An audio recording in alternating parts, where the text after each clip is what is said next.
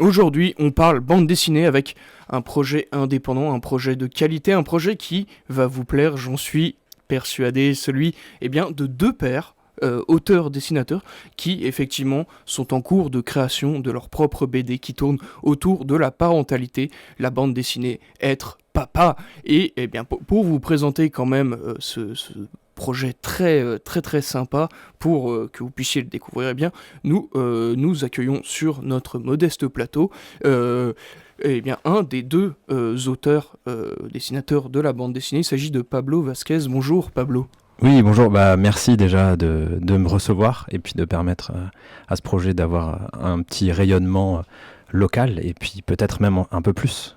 Mais c'est un plaisir de vous recevoir aujourd'hui et ce que je propose, c'est qu'on commence avec originalité en parlant du début, c'est-à-dire comment pour la première fois finalement vous avez pensé tous les deux à faire cette bande dessinée. Oui, alors tout à fait. Ça a commencé très simplement. Ça a commencé il y a presque 6 ans, quand en fait je suis devenu papa. Et quand c'est arrivé, déjà, ce qui s'est imposé à moi, je peux faire l'aveu, c'est que j'étais pas du tout prêt à vivre ça. Donc j'étais pas prêt, et ce qui m'a sauté aux yeux, c'est un petit peu cette prise de conscience qu'on est une espèce très évoluée, qu'on a pu inventer des milliards de choses, qu'on a terraformé la planète et fait des évolutions technologiques incroyables qui baignent notre quotidien maintenant. Et pourtant, là, je me trouvais face à quelque chose auquel aucun outil n'avait pu me préparer. Le fait de donner la vie, c'est quelque chose où rien ne peut nous y préparer.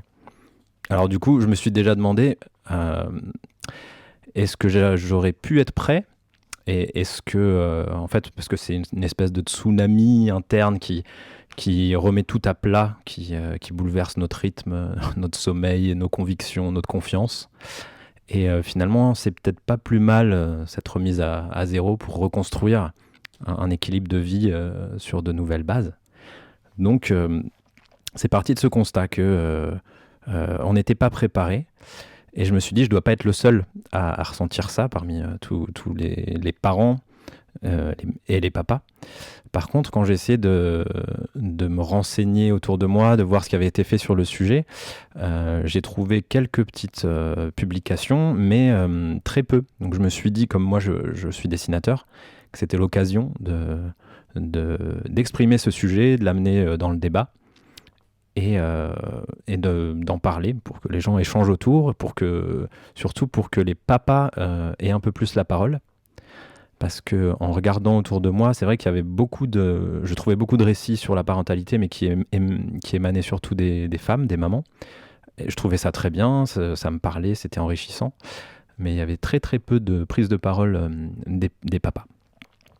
Voilà. Donc il y a eu cette envie d'en parler autour, et il y a eu surtout l'envie de se différencier un petit peu de ce qui avait émergé là, dans ces dernières décennies. On a eu l'apparition d'énormément de prise de conscience sur comment vivre différemment sa parentalité, le modèle familial avec le père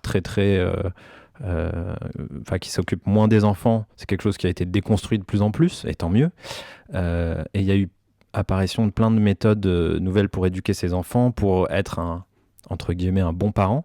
Et tout ça, moi j'avais du mal, alors je trouvais ça très intéressant, tous ces outils, et j'avais du mal à me dire que j'allais réussir à mettre tout en application, que j'allais pouvoir être ce parent parfait qui révolutionne la façon de faire. Et donc le parti pris dans notre bande dessinée, c'est plutôt de se dire, on va parler du sujet, mais on va décomplexer les gens, on va leur dire que ça sert à rien de se mettre une pression folle tous les jours pour ne rien rater, que c'est normal d'avoir peur, c'est normal de faire des bêtises, c'est normal de se poser des questions là-dessus, puisque c'est quelque chose auquel on ne s'intéresse pas forcément avant d'être soi-même confronté au problème de... Enfin, c'est pas un problème, mais on se retrouve confronté à l'expérience d'être père. Voilà, donc on s'est dit, on va aborder ça de façon plus apaisée, et avec une BD qui fait plutôt dans l'humour, qui fait dans l'autodérision, où on raconte avant tout nos erreurs, on va aborder des sujets qui nous semblent importants, mais par la voie de l'humour et de l'autodérision, en montrant comment on peut se planter sur le sujet. D'accord, Voilà. oui, effectivement. Alors, avant de poursuivre quand même, parce que sinon je vais oublier, toutes mes Ouais. félicitations tardives quand même. Hmm. Ah, merci beaucoup, oui, ça fait. Et oui, tout à fait. Et je propose quand même qu'on présente un petit peu, eh bien, je suppose, votre, on va dire collègue, même si à mon avis Oui. vous êtes bien plus que collègue, puisqu'il n'a pas pu se joindre avec nous aujourd'hui. Voilà. Alors effectivement, c'est une BD qui est effectuée, on aime bien dire à quatre mains. En fait, au moment où j'ai eu l'envie d'écrire et de dessiner là-dessus, j'en ai parlé autour de moi et dans mon entourage proche. Donc, j'ai un ami illustrateur qui s'appelle Laurent, qui est connu lui plutôt sous le nom de Lolo Pouette, c'est son alias d'artiste. Et donc Lolo Pouette a lui aussi passé le pas, donc il est devenu papa, et il était face aux mêmes interrogations, aux mêmes constatations, et à cette même envie aussi de se raconter de manière humoristique pour fragmenter un petit peu cette façon de voir la parentalité que axée sur les mamans, ou en tout cas trop axée sur les mamans. Donc on a discuté, on a commencé à trier des sujets qui semblait indispensable à aborder. Et donc, dans l'émulation, c'est ça qui était très intéressant, donc de se critiquer l'un l'autre. Et on a voulu avancer ensemble pour la simple et bonne raison que on voulait pas être, enfin moi je voulais pas être seul, lui non plus, dans un projet de ce type-là. Parce que chaque parentalité est unique, chaque personne la vit différemment. Et on voulait pouvoir présenter différents angles de vue, différentes opinions sur les mêmes sujets. Je peux parler entre autres d'un des sujets qui sont abordés, j'en dirai un petit peu plus peut-être tout à l'heure. Parmi les sujets abordés, il y a l'accouchement. Et donc c'est quelque chose de très fort, de très particulier. Chacun se projette dans une façon de le vivre. Moi j'ai accouché à la maison, enfin moi, je dis moi, avec ma conjointe, nous avons accouché à la maison, parce que je me sens très partie prenante de l'événement, mais c'est elle qui fait tout le boulot. Donc moi j'ai accouché à la maison, donc mon ami Lolo Pouette, lui a accouché en maternité, et il n'y a aucun malaise avec ça. Notre idée, c'est justement d'aborder des sujets comme celui-là, de montrer ce qui peut être vécu, mais de respecter la vie de chacun, de ne pas être dans l'incantation ou essayer de convaincre à tout prix de la bonne méthode qui existerait. Donc c'était ça aussi qui nous a plu dans l'idée de monter le projet à deux. Donc les différentes opinions et le fait qu'on dessine tous les deux, donc on a un style différent, on a une manière de raconter différente, on a un humour différent.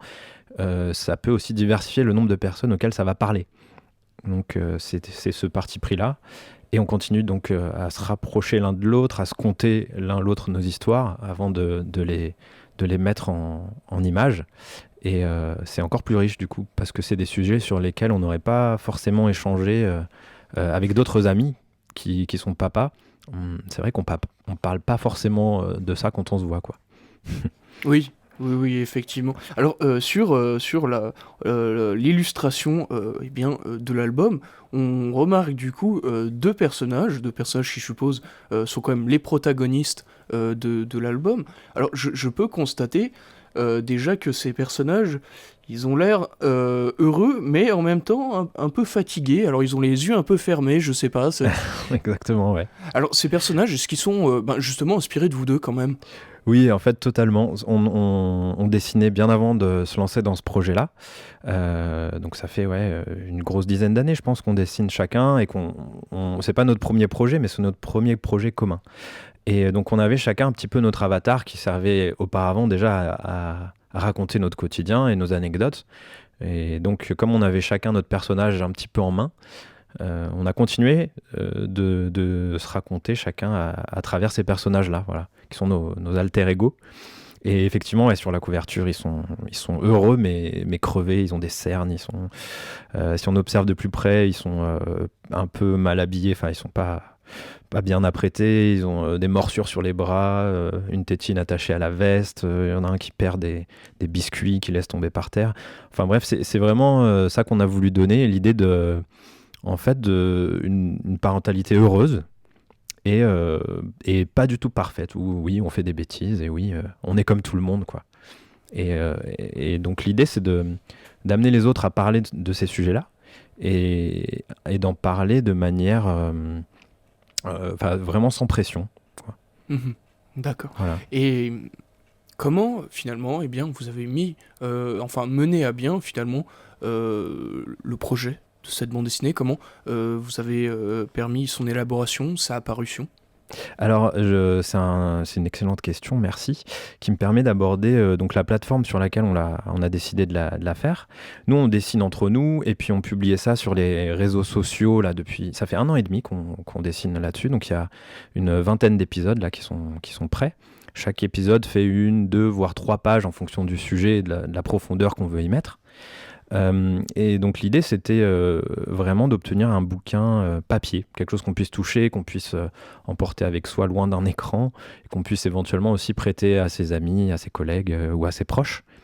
Donc pour en faire un livre papier, c'était très dur pour nous d'avancer des sous et de faire une centaine d'impressions et en espérant, en croisant les doigts sur le fait qu'on allait les vendre autour de nous.